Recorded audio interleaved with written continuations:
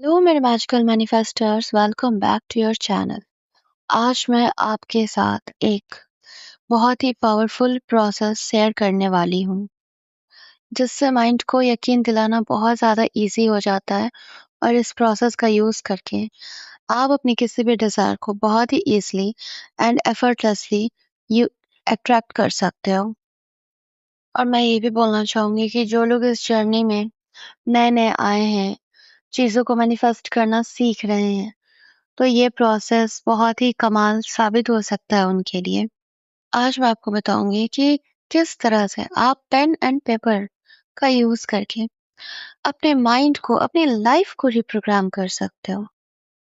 और ये काम बहुत ही आसान है एंड यस, आप इसको बहुत आसानी से कर सकते हो। देखो, स्कूल टाइम में भी हमें ये चीज कहा जाता था ना कि जिस चीज को भी याद करना है उसको बोल बोल कर लिखो, और वो चीज हमें याद भी हो जाती थी। बचपन में जब कोई टीचर हमें पढ़ाने आते थे, ट्यूशन टीचर हो या फिर स्कूल में भी, तो वहाँ भी कहा जाता था कि जो भी बड़े क्वेश्चन आंसर है उसको छोटे छोटे पार्ट्स में तोड़ दो एंड देन आफ्टर उसको लिखो अच्छे से। कोई भी चीज बार बार लिख लिख कर याद करोगे, बोल बोल कर, लिख लिख कर, तो वो तुम्हारे माइंड में चला जाएगा और वो लॉन्ग टर्म के लिए याद हो जाएगा। ये जो प्रोग्रामिंग रही है हमारे माइंड की, ये बचपन से रही है। तो इस टेक्निक में ये प्लस पॉइंट है कि ये प्रोग्रामिंग ऑलरेडी हमारे माइंड में है, ये डेटा स्टोर है। बस हमें इसको वापस से इसको कह सकते हैं कि काम में लाना है। डेटा तो है, जैसे कंप्यूटर के पास बहुत सारे डेटास होते हैं ना, तो हमारे माइंड के पास भी बहुत सारे अच्छे डेटा रहते हैं। लेकिन हम जब उनका इस्तेमाल नहीं करते, उन पर जोर नहीं डालते, तो वो बंद हो जाते हैं।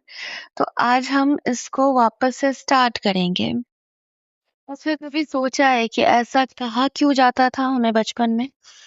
क्योंकि लिखने से हमारे माइंड के अंदर वो चीज़ बहुत जल्दी जाती है और वो चीज़ हमें याद हो जाया करता था। और ये एक्सपीरियंस तो आप सबने किया होगा।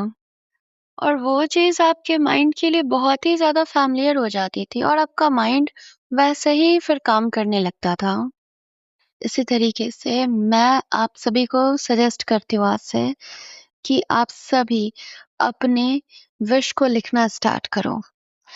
देखो, राइटिंग के बहुत सारे तरीके होते हैं। यहाँ पर हम एक वो वाली स्क्रिप्टिंग की बात नहीं कर रहे हैं, जो हमने अपने माइंड में ये सोच कर करना स्टार्ट कर दिया कि ये चीज़ मैनिफेस्ट करनी है।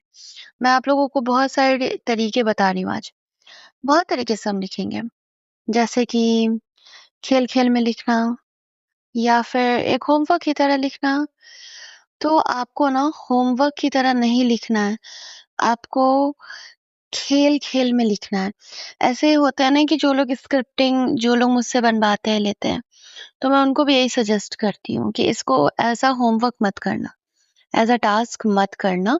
क्योंकि एज़ अ टास्क करोगे, एज़ अ होमवर्क करोगे तो माइंड उसको एक बर्डन समझेगा, वो कभी भी रिप्रोग्राम नहीं होगा, ओके? और अगर रिप्रोग्राम हुआ भी, तो बहुत टाइम लगेगा, बहुत ज़्यादा।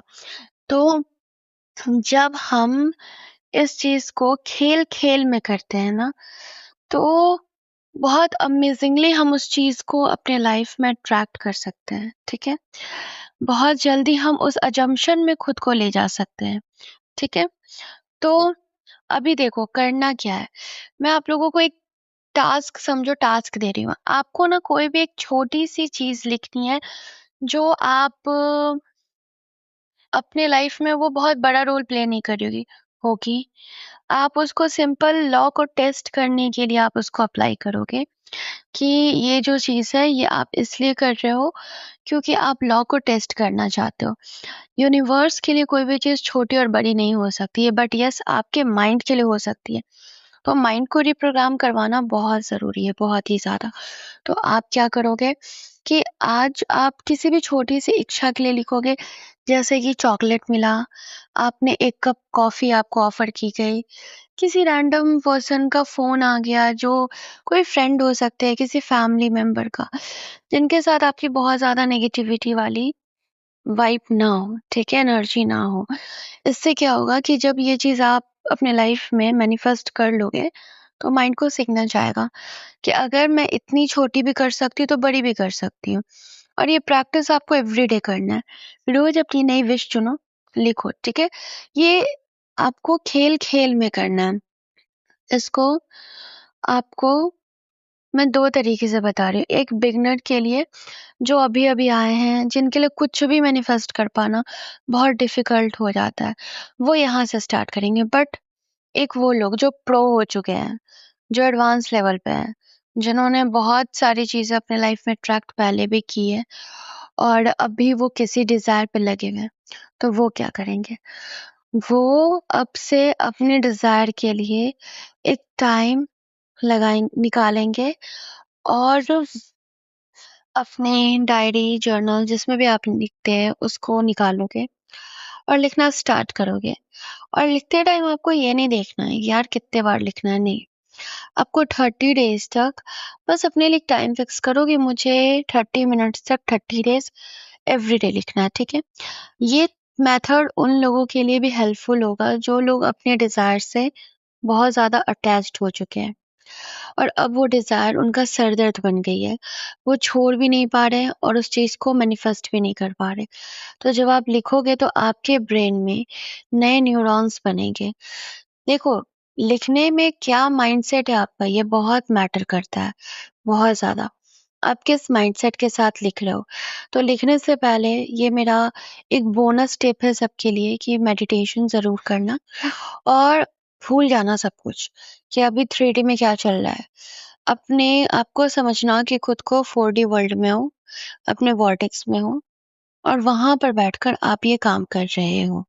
ऑलरेडी ये चीज़ हो चुकी है, तो आप उस चीज़ को जी रहे हो, इसीलिए लिख रहे हो। जस्ट लाइक ऐसे जैसे हम बचपन में कैसे अपने किसी फ्रेंड को लेटर लिखते थे और उसके बाद लेटर लिखकर हम उसको अपनी चीज़ों के बारे में बताते थे कि देखो मेरे साथ ये हुआ, वो हुआ, ये सारी चीज़ें, ठीक है?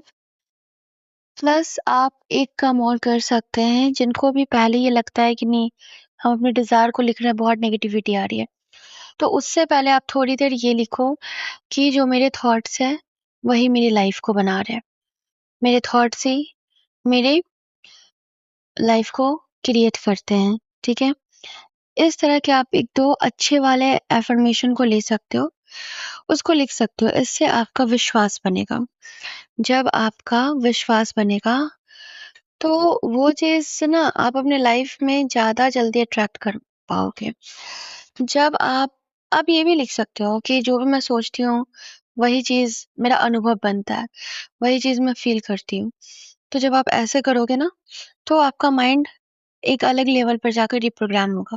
उसके बाद जब आप अपने डिज़ायर पे लिखना स्टार्ट करोगे, तो आपके बैक ऑफ माइंड में ये नहीं रहेगा कि ये चीज़ होगा कि नहीं होगा।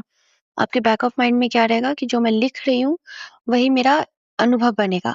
तो मुझे इसको बहुत अच्छे से लिखना है, ठीक है? ये चीज़ करना है और इसको करने से ना आपका मन, आपका माइंड इसको याद कर लेगा। अभी आप इस चीज़ को रियलाइज़ नहीं कर पा रहे हो। जब आप इसको बार-बार यूज़ करोगे ना, ट्रस्ट मी, आपके लाइफ में मिरेकल्स होंगे। अगर आपने अगर आपने सचमुच में लग कर ये काम कर लिया ना, तो सच में आपका माइंड रिप्रोग्राम होने से कोई नहीं रोक सकता है, कोई भी नहीं, है ना? ये प्रैक्टिस जो मैंने आपको बताई है, ये आप अपने किसी भी तरह के डिज़ायर को मैनिफेस्ट करने के लिए कर सकते हो। बिगिनर्स को कैसे करना है, वो भी मैंने बताया है। जो एडवांस है, जो प्रो लेवल वाले हैं, उनको कैसे करना है, वो लोग भी कर सकते हैं। आई होप कि ये वीडियो आपके लिए बहुत हेल्पफुल रहेगा एंड वन मोर थिंग, हमारी रिलेशनशिप की 12th batch 10th of May से स्टार्ट हो रही है। अब सिर्फ और सिर्फ 3 दिन बच गए हैं। सो रजिस्ट्रेशन ओपन है, आप करवा सकते हैं जल्द से जल्द एंड 10th ऑफ मई से ही हमारी हीलिंग बैच स्टार्ट हो रही है। तो आप जिनको भी हीलिंग ज्वाइन करना है वो हीलिंग ज्वाइन कर सकते हैं। जिनको भी रिलेशनशिप ज्वाइन करना है आप वो ज्वाइन कर सकते हैं। और एक बहुत ही अमेजिंग सक्सेस स्टोरी आप लोगों के लिए बहुत जल्दी आने वाली है, जो कि मेरे एक क्लाइंट की है, जिन्होंने लोग कहते हैं ना कि नहीं हो सकता है। बट मैं ये सक्सेस स्टोरी थोड़ी डिटेल में शेयर करूँगी, इसलिए टाइम ले रही हूँ। इसकी वजह से मुझे कल अपना सारा बैच कैंसल करना पड़ा था, क्योंकि उन्होंने कल मेरे से 2 घंटा 34 मिनट बात किया था। एंड फाइनली 1 साल की कड़ी मेहनत तपस्या के बाद उन्होंने सब कुछ खोकर भी सब कुछ पा लिया। उनकी शादी हो रही है, बहुत धूम-धाम से हो रही है। उनकी खुशी का अंदाज़ा नहीं था, मतलब नहीं लगाया जा सकता है, जिस लेवल का वो खुश थी। तो क्या कुछ उन्होंने फेस किया, क्या कुछ उन्होंने अपने लाइफ में किया, इसके बारे में मैं एक डिटेल वीडियो बनाऊँगी, जो कि बहुत जल्द बनाऊँगी आप लोगों के लिए इस सक्सेस स्टोरी पर। सो अब हम मिलते हैं नेक्स्ट वीडियो में। थैंक यू सो मच यहाँ तक